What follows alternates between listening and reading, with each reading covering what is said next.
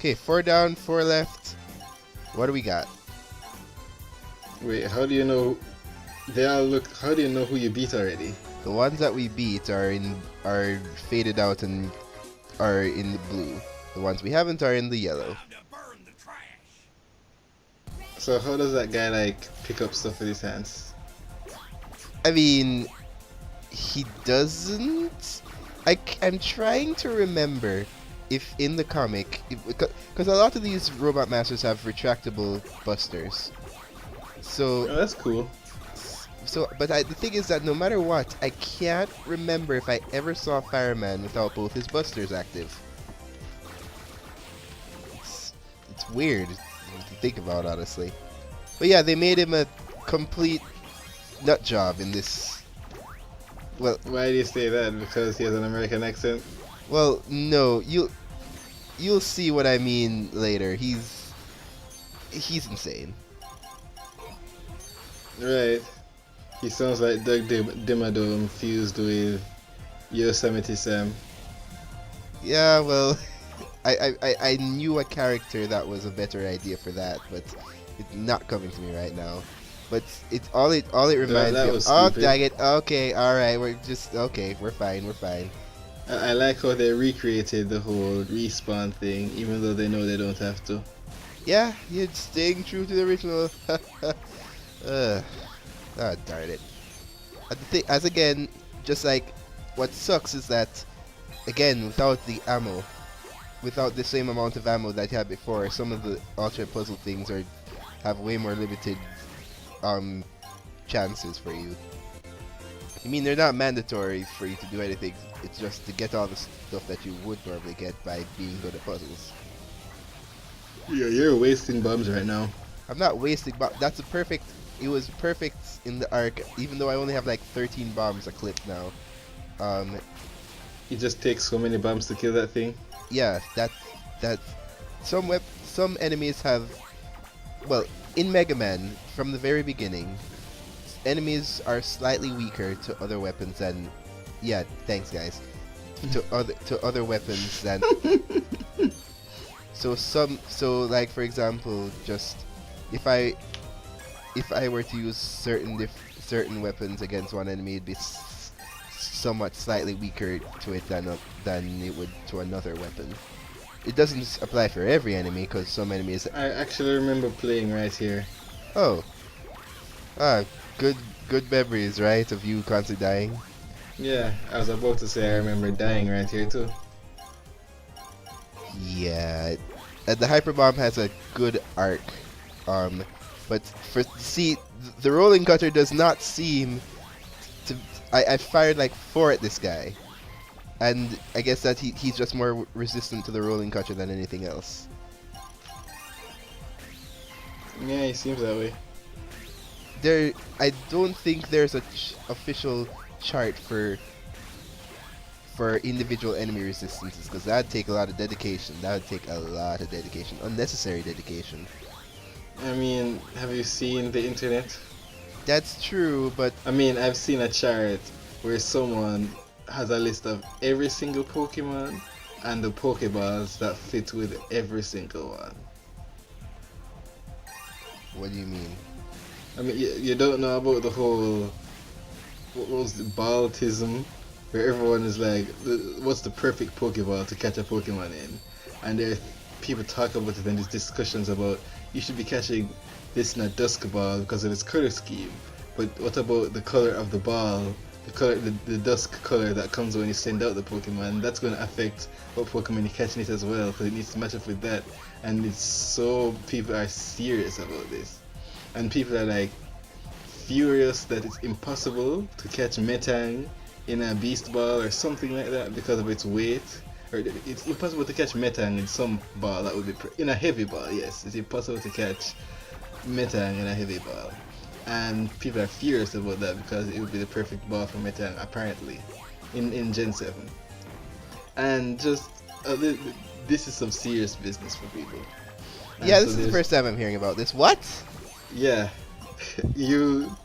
I would say you're missing out. I don't think I am. It's fascinating. I mean, to actually, see yes, people yes, talk I about am, and I this. want it to stay that way. It seems. It's very interesting seeing people talk about it. Uh, but sure, whatever you guys are interested in, that's fine. It's fine for you. But what I was trying to say is that the Mega Man Wiki, while it's good, it's not the type of meticulous oh my god, do any of you have actual lives kind of wikia. Yeah, it's not like the Actually, I don't really go on many video game wikis except for Zelda wiki, which is serious business. Which, I mean, obviously Zelda fans are all lore nerds, or at least the super heavy Zelda fans, like me. I mean, you can tell I'm the type of Zelda fan that knew the timeline before it came out. I'm like, yeah, all of this makes sense to me. Right. Well, you being absolutely insane otherwise. Just, oh no. Okay. Because that was like my last ice slasher, so.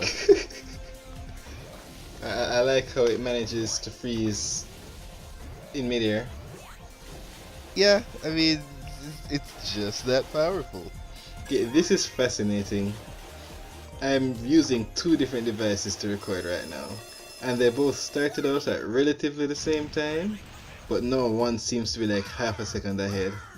Oh, so basically like my computer, except actually not that bad. Remember my old computer, how it Oh yeah, doesn't have... that was ridiculous, yeah. Where the times were like 5 minutes off. Yeah, but yes, so Fireman's obsessed with justice and burning things. A lot. Yeah, he's a pyromaniac. Yeah, except it's more about... It's The more maniac. like... Yeah. Just like he's equally obsessed with justice and burning things. It's not burning things and also somewhat justice. At the same time, he's being brainwashed by Wily at this point, so it now sounds like he's talking even more utter nonsense. Right. I want to make a joke about gun owners, but I can't. Yeah, I'd like you to stay away from that possibly, please. Thank you. I mean, we are shooting a Buster here, but that means nothing. Nothing! No, you're the good guy with that gun, Yep, and he's a, and he's the what? He is the what? Choose thy words. he's the. Well, I mean, by saying you don't know the phrase "good guy with a gun," but that's also a controversial statement. Is it? It's mocking people who think that, you know. But it's not really mocking. I guess both sides use it. It's just that one side uses it ironically. I don't feel I want to continue this conversation anymore. But I mean, you've already killed him. Yeah, no, I didn't kill anyone with a gun. Good thing you didn't get nervous and shoot the guy behind him. Good thing I didn't have a random super squirter that somebody, despite it looking very cartoonish, somebody thought it was an actual weapon. Good thing you aren't in a Batman cartoon because he'd be using a laser gun now.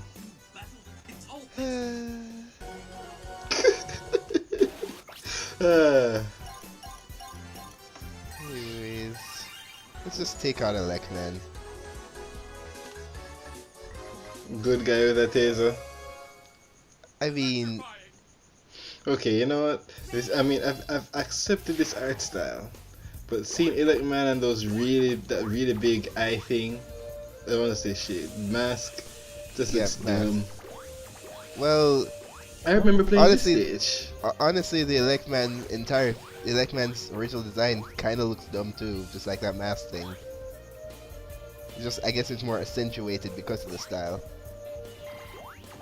You know, this is how you remake a game. Yeah, it is. Because this is like, the stages are similar but not exactly the same. They expanded on everything and added new features. This is just great. Yeah, and especially with the whole playing as the Robot Masters and different dialogue for the Robot Masters when you play with them. Just like, they could have easily just made you play as the Robot Masters and then have you go through the story normally, without any sort of just by omitting dialogue instead of making new one. Dang it! It's like Mario 64 DS versus Rayman 3DS. Yeah, except Rayman 3DS is worse due to that terrible programming that doesn't let you get that last loom. Oh, so it's actually even a worse. That's sad. And before anyone jumps at me, the best Mario 64 when you're ranking Mario 64, the worst Mario 64 is Mario 64 DS. The best Mario 64 is Mario 64 DS played with a 3DS circle pad. Okay. Because people are like, D-pad? Mario 64 was a D-pad. Stupid. But just play it on the 3DS with the circle pad and it becomes the best version of Mario 64. I mean, people will say that having to switch between people is a hassle, which I'll give them that. So that's really it. I guess I never played 64 DS. So the thing is that it was back when I had a DS. It was one of those things. It's one of those things where just like Mario never appealed to me enough for me to just want any game rather than know they exist and know they're possibly good. Except in the Galaxy kind of stuff. That's why I bought Galaxy instead of Sonic Colors. Some people probably say Galaxy isn't. Well, there are people who think Galaxy is overrated, and it's pretty much no different from 3D World. It's overrated like a lot of things, but it's not overrated. It's not overrated to the point where just like there are definitely bad things in Galaxy and just why did you put this in kind of stuff in Galaxy. That's very, very annoying. However, no, it's not bad to the point. Why was that there? I was like, oh, so he's gonna find some secret. Oh, yeah, it was just like none of those things are bad to the point where I can say, hey, just this ruined the game's not that good. It's like, no, Galaxy's amazing. I honestly though like Galaxy 2 more.